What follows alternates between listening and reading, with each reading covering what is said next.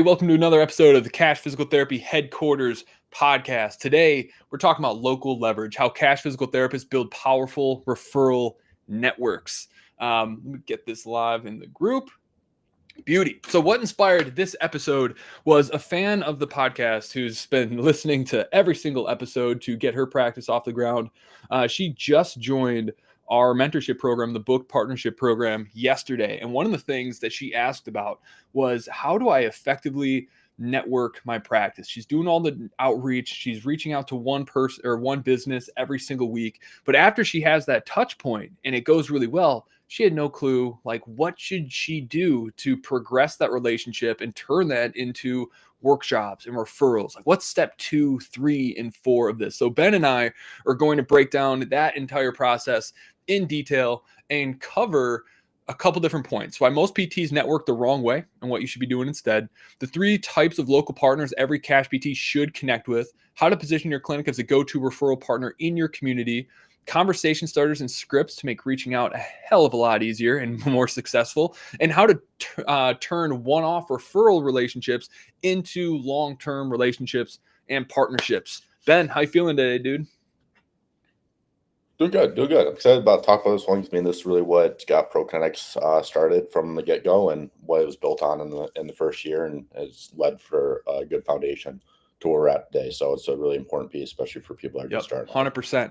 Now, Ben and I, we are about to head out to Santa Monica, California, because we have one of our live in-person events where we're going to have an intimate mastermind with 30 different practice owners on how to effectively scale and increase the enterprise value of their practices. So we're going to keep this one tight and short. So pull out your notebooks, take notes, listen to this one again, share it with a friend, subscribe to the podcast.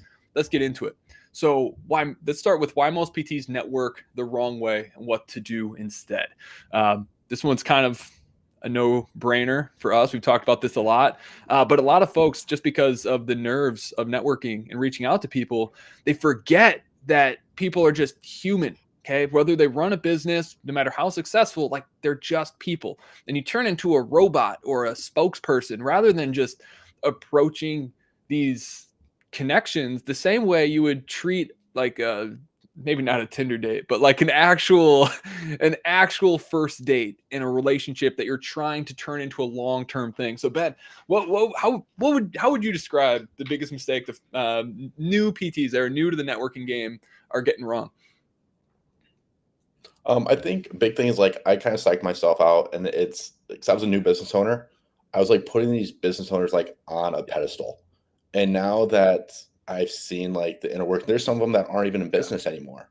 And so like I put these people on like a pedestal, and as I got to like further along in business, I'm like, these people are not anything special, and come to find out a lot of them probably shouldn't even be in business. Right. So first of all, stop putting them on a pedestal that they know all this stuff, like they have this super successful business. Like, you don't know what's under the hood of it. And looking back, I'm like, I should have never been nervous to talk to these people. Now that I know, right? But at the same time, you don't want to so just like don't psych yourself out about it and who they are. Totally agree. Like, we work with businesses doing, 50, 60, 100K a month who come to us completely lost, stuck. They're not profitable, but they're working 10 times harder than a business doing $20,000 a month, but have a healthy profit margin, and they're making like less. And so, as you said, you never know what's under the hood. We don't feel intimidated, because although they might seem like they have this really amazing business, and they might actually just realize that nobody, no matter what stage you're at, is better or smarter or more talented than you necessarily. They're just a few steps ahead of where you're at. And so in your mind, obviously, show respect. Sometimes it can be beneficial to you to kind of treat them and put them up on a pedestal. But at the same time, like, at the end of the day, you are on an equal playing field, and you got to treat it like they might be ahead, but in your mind, in your heart, and your soul, like, they're only ahead for a little bit, for a little while. It's just temporary. And so don't be shy. Now, when you are doing this, also, like, don't go in there promoting yourself. Don't be a door-to-door salesperson where you're just dropping off flyers and brochures and talking about yourself. Just like when you go on a first date with someone that you're really interested in, you don't just sit there and talk about yourself, right? And if you do, I bet you're single as hell. Okay, you got to go into that relationship curious about the other person. What are their goals? What are they trying to do? How can I support you or encourage you, and be that kind of that like that person that is trying to support them that they likely don't really have in their life, because every business owner is desperate for other business owners who want to support them. That's what everybody wants. Be that person. So Ben, tactically, And that's exactly it. It's like I know, especially when you're starting your business, you want to start up new patients as fast as possible, but you'll be shooting yourself in the foot if you go too aggressive with it and just start asking for referrals right out of the gate, stuff like that. This is something that you want to play the long term game with. It's not something to rush, and that's something I wish I could go back and tell myself on. There are some relationships that will go really quickly, and they will start referring people after that first meeting, but it's very few and far between. And those will just happen organically. Anyways, so you don't need to keep rolling with the dating analogy. A lot of the people who are just ready right out of the gate, those are kind of like one night stands. Like, you might get in the door, you might get something out of it, but usually that's not going to turn into a long-term relationship. It's just going to be something that fizzles out. And therefore, it's like maybe you get some cash flow now, but it's like you lost out on this massive like long-term game if you would have taken the time to develop the relationship first, because now it can be something that's more consistent. And a lot of people struggle in their organic marketing approach because they're doing all of these one-off promotions with folks, which requires you to constantly be in a state of hustle to find new relationships. And then you reach the ceiling really quick. Whereas if you just took the time to build the relationship, to earn the referrals and to earn the workshops, well, now you have a deeper connection that yields better long-term results that require less effort to maintain. Right. Yeah. It's just a snowball effect is what it comes down to. With it. And yeah. And so I think it just main thing is don't rush it. Don't put them on a pedestal. Don't be intimidated, but still be respectful, obviously, with them as well. And it's okay to have imposter syndrome and be like nervous. Everyone's nervous, no matter what level you're at, unless you're doing it all day, every day. It's like if you go like 2 months without doing networking, yeah, you're gonna have nerves before you go in there. That's perfectly fine. It's healthy. It's normal. Don't let that be an obstacle or a barrier to you to getting started. Now, the next point is the 3 types of local partners every cash PT should be connecting with. Now, there's a lot of you who are putting a lot of energy into these low upside types of referral partnerships. Like, running stores can be great, but it's like if you compare a running store with a runner club, it's like there's going to be very different returns and potential long-term, upside to those relationships. So when we build our Dream 100 list, the list of the 100 most likely people to refer to us, we got to make sure that we organize those based off of referral potential. Okay. And organize them by like, if this business started referring me to their entire contact list tomorrow, who would have the biggest impact on your business, and then prioritize them from biggest potential to lowest potential. And then focus the vast majority of your attention and time to the ones that would have the biggest impact. Yeah, you want to be strategic about it too. Like, what's the lowest hanging fruit for these relationships? Like, who has your ideal avatar? Like, I always went to the gyms, like did workshops at gyms, but eventually I've tapped out of all the gyms because I've already connected with them. Now I started doing like yoga studios, right?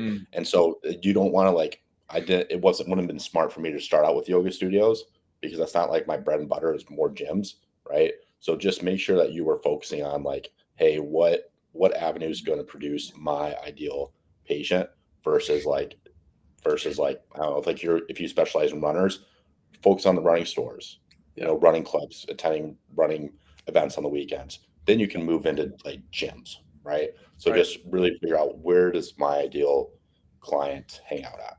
Right. A good way to think about that is, who are you?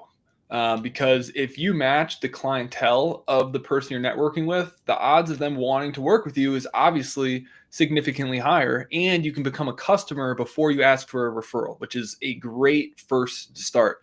Because who do business owners want to help more than anyone other than their families? Their customers. So if you can become a customer first, it's going to be a hell of a lot easier. So start out with like, who are you? Who's your most perfect person? And then you can, once you have momentum in that area, then you can start finding those like tangential markets to start working with. So there's three primary markets that we found to be the most lucrative and long-term for referral relationships, for workshops, all that good stuff. Those are fitness studios, so gyms, yoga studios, even runner clubs. I would put into that bucket. Then the other two are direct primary care physicians who are charging cash, who are obviously incentivized to want to promote other cash pay services, and they obviously have a patient base that's already interested and sees the value in investing cash. The last one is functional medicine providers. Okay, again, they have the most health conscious people, and that industry is exploding. So they have a constant supply of new people looking to not just fix current symptoms that they're dealing with, but also protect their long term health. So your perfect clients. Those are the three top types of businesses that you should be targeting and focusing your networking efforts on. Anything to add to that, Ben? No, I mean, yeah, functional medicine is great and something we're making a push towards networking wise. They're already raising their hand that they are willing to pay out of pocket for health services and Right. also pay top dollar for them. So, and the thing too is your functional medicine providers are also very like-minded people. Yep. They don't want to be referring to in-network clinics. Yep.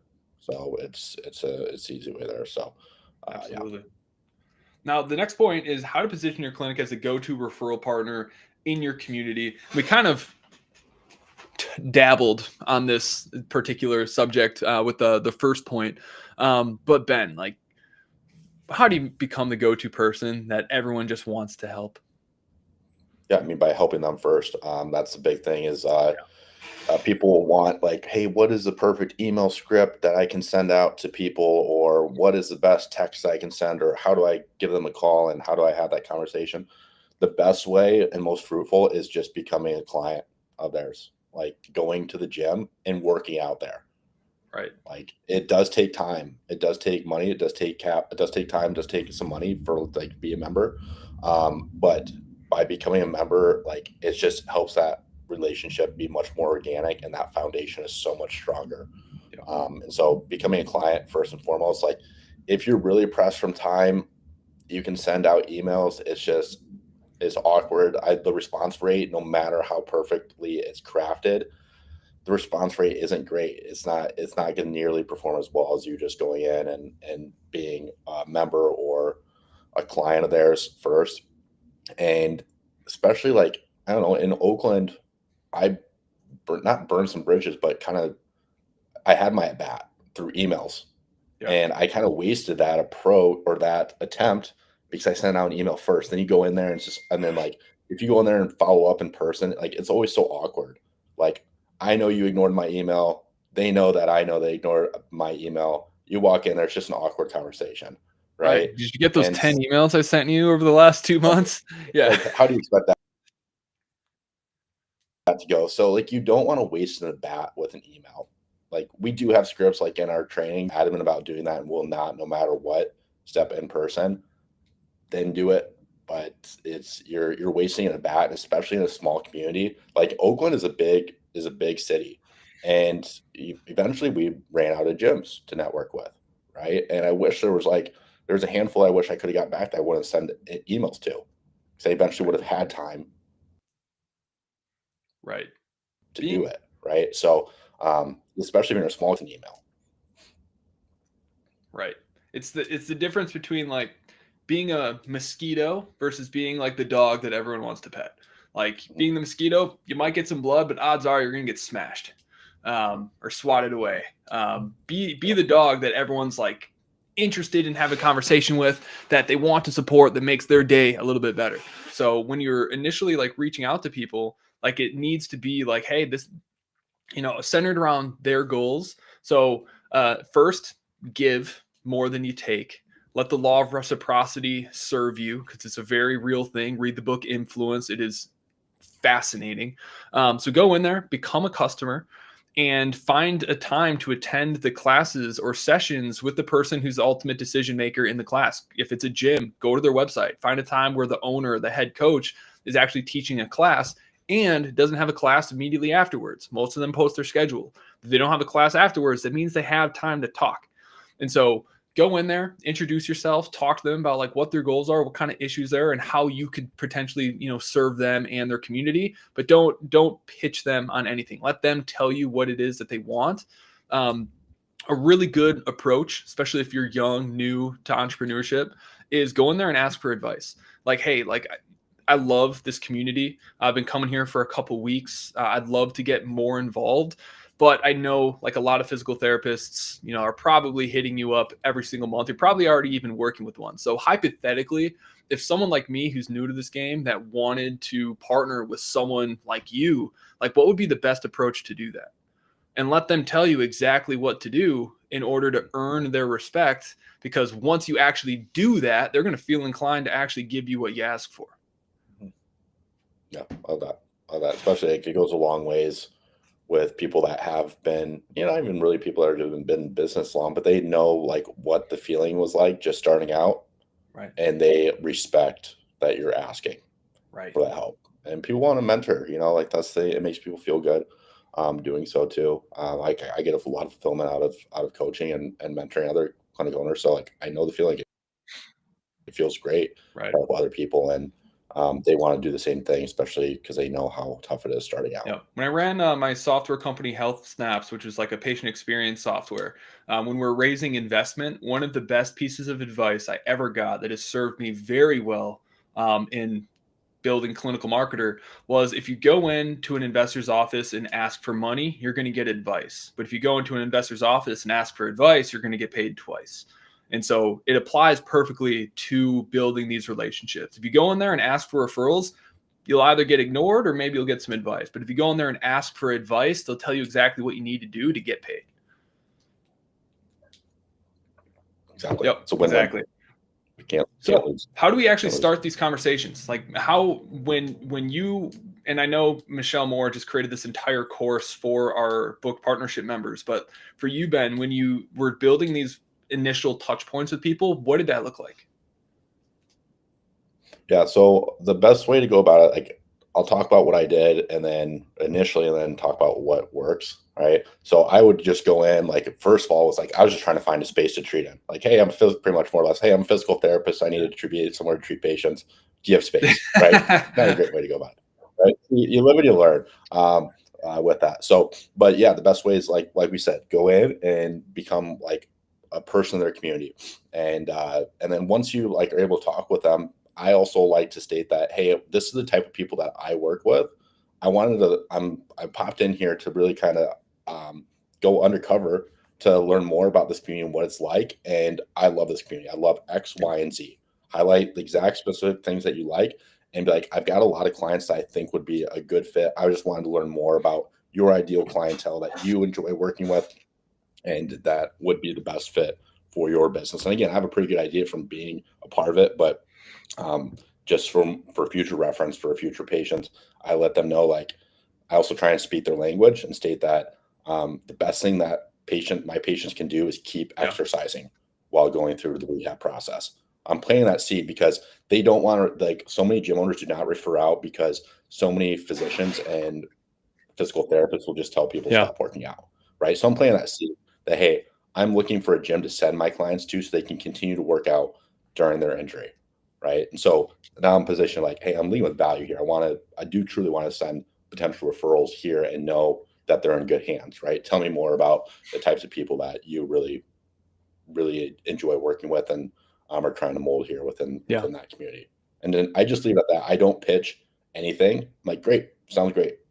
I leave it at that. And then a lot of times people will, again, reciprocity, they will ask in return more about you, and that conversation will go. If they don't ask anything after that, I don't ask for anything. I was like, great, sounds good. Got that information. See you next week during class or during next workout. Leave it at that. And then they just realize, hey, that was true authenticity. And I was being authentic the entire time about sending people their way. Then do send a referral. Follow through on that. Also, when you're at class, post on social media, tag them, add them as a collaborator.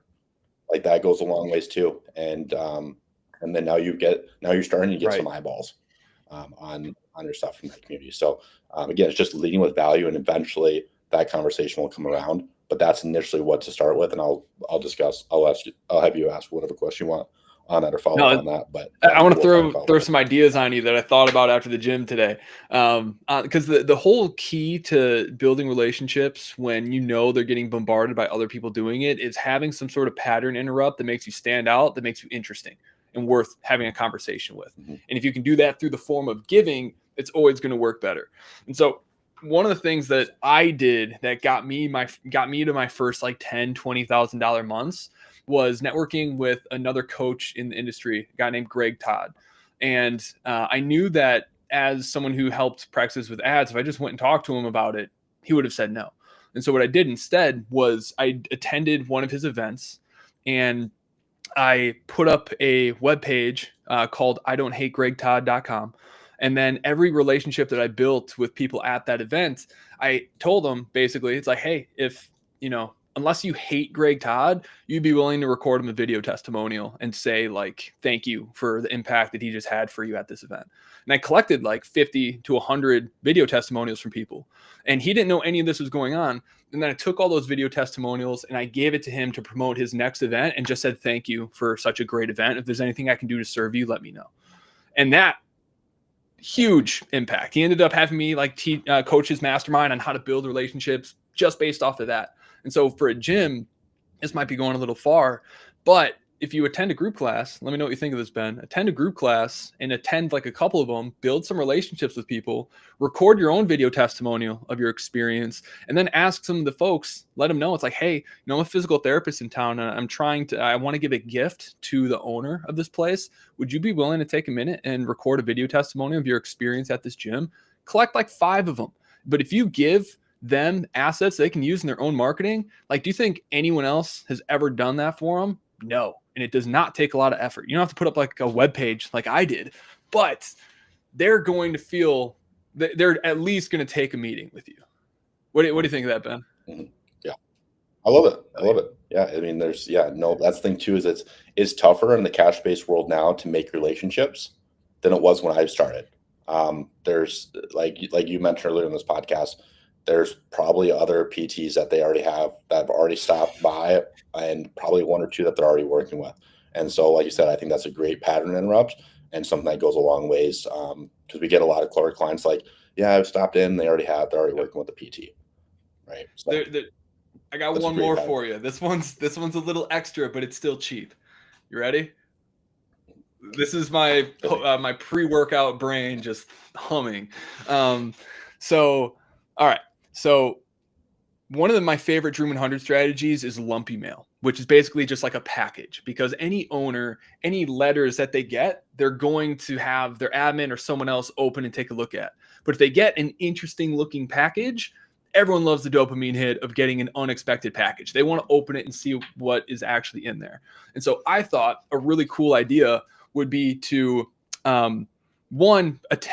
become a client of theirs, have a letter in this box that says, hey, I'm a physical therapist in town. I've been attending like your classes every Monday. Absolutely love the experience. I got something for you. I thought you'd enjoy. And inside the box, you have 2 things. You have a combination lockbox that's in it, $30 off of Amazon. And then you have another, or not a combination lockbox, but like a regular key lockbox. And then a combination lockbox, and again, $15 off of Amazon, that has the key to that other lockbox in it. And in order to figure out the code to that, there's a little quiz that like a multiple choice quiz that they have to get correct to solve the code. And the quiz would be things that they probably don't know that cause the most common injuries in their gym. So question number 1 is gyms miss out on revenue when their clients get injured or hurt? Yes or no? And then there'd be a number value for each of those answers. The correct answer is the first digit to that combination lock. The other one is the most common way people injure their back when they're squatting is X, Y, and Z. Each of them have a number value. Once they figure out all the correct answers to that, also building the gap between their understanding of how to keep their clients healthy, they get the combination, they open it up, they had a good time, they learned about it, you built the gap, and then inside of there is, a request to have a meeting, as well as 2 vouchers for the owner and one of their trainers to get a free evaluation with you. What do you think of that? I mean, that's elaborate as hell, but what do you think? That's a way to stand That'd be out. so fun. I would love that if someone did that for me. Just got to get to solve a puzzle in the first day to figure out what's inside this little like chest. And then they get to keep both of those things, like it, right? Yeah, no, I like it. I like it. And I like what the call to action is too, is the free eval. And that's something I wanted to talk about today too, was the best way to get people to buy in is that like come in for a free evaluation so they can actually see what you do. And the referrals are also going to be better that they send to, because they're also going to get that person contact. Right. So yeah, have fun with it. Be interesting. Look at their owners, like Instagram, their Facebook, see what their interests are. Put like a coffee mug from the college they went to inside of the lockbox along with those things.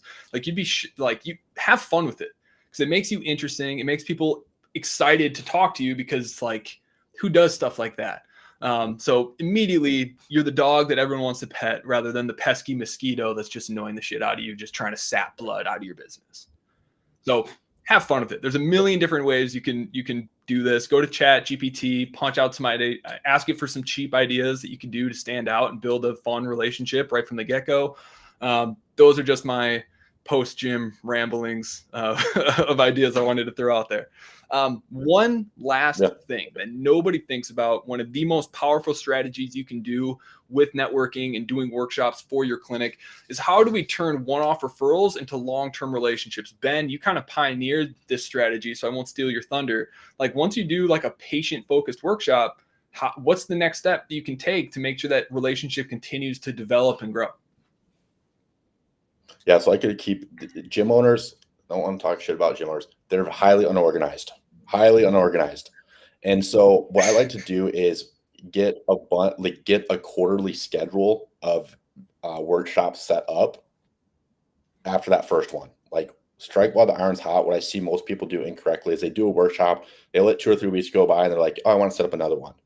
And it's just the organization to get that going is just is rough. So strike while the iron's hot, set up on a quarterly basis workshops. We find that that's just the best. That's a really good cadence. Also, doing workshops for the trainers. Like if it's a gym, doing a workshop for the trainers, that's that much more. It's evergreen, because it's, again, relationships that you're building with the trainers, and your position as an authority figure, and they're in front of your ideal clients day in and day out. Versus if you just do a one-off workshop on a weekend, that's a one-time thing. Build it back up. This is a relationship. Exactly. So I also like to do quarterly workshops for their trainers on how to identify, hey, is this an injury that needs to be, here's how to test, do some basic orthopedic testing to figure out, hey, is this something that needs to be concerned about, that you need to refer out to, or here's some quick things that you can do to help prevent, stuff like that. So that goes a long ways with that relationship too. And again, you're just building value with the gym owner, and that's a great step to take, is do workshops with the trainers before doing a workshop for their members. People are just hesitant to let anybody in front of their members, and so they're a little bit less hesitant to do that with trainers, especially if it's more of a con ed type situation. And then they get insight into you by doing that con ed, and they feel much more open to you doing a workshop in front of their members, because they already know who you are and what your methodology is and your thought process is too. And then make sure that you're sending referrals to them as well. And then anybody that they send referrals to, if they send anybody to you, make sure that you're giving them like weekly or bi-weekly updates about how they're progressing. It just keeps that open communication. 100%. So always schedule the next one. I think it's a really good idea to alternate sometimes between like, hey, I just did a workshop on squat mechanics, invite the trainers to be a part of it. Then afterwards, offer the trainers and the the owner, like, hey, like, would it be valuable for me to come in and do a workshop specifically for your trainers on how to prevent and identify when like intervention with the physical therapist is actually required for this sorts of thing, and help them invest in their skill set. Because once you win over the coaches, that's a much more consistent referral source, because they're working with the clients every single day. They're the first people to recognize, besides the client, when someone is injured and when they need help. And so train them, invest in them, give them time, and you'll get way more steady referrals. And once the relationship is strong enough, well, then you can talk about an integrated offer where when ever they sign a new client, a part of their welcome package includes some sort of special co-branded voucher with your name on it, with $100 credit to be used on their first evaluation with you. That's kind of like the value ladder. First, become a client, get the meeting, get the workshop, train the team, integrated offer. That's kind of the progression that you want to get to. Integrated offers, basically, when you take it from just dating to now we're in an actual relationship. That's the goal you want to get to. No. Heck yeah. Guys, if you got value out of this episode today, don't forget to like, subscribe, and share this podcast with someone who you think would benefit from it, and save it for later. We covered a lot of stuff. If you have questions on this, drop it in the comments. And if you're interested in learning how to effectively grow and scale your cash physical therapy clinic, go to clinicalmarketer.com and book a time to figure out what it would look like for Ben and I to help you not only scale your practice with paid advertising, but also grow your organic marketing, improve your sales, and develop the skills required to be a successful cash practice owner. Thanks for listening, guys. We'll catch you on the next one.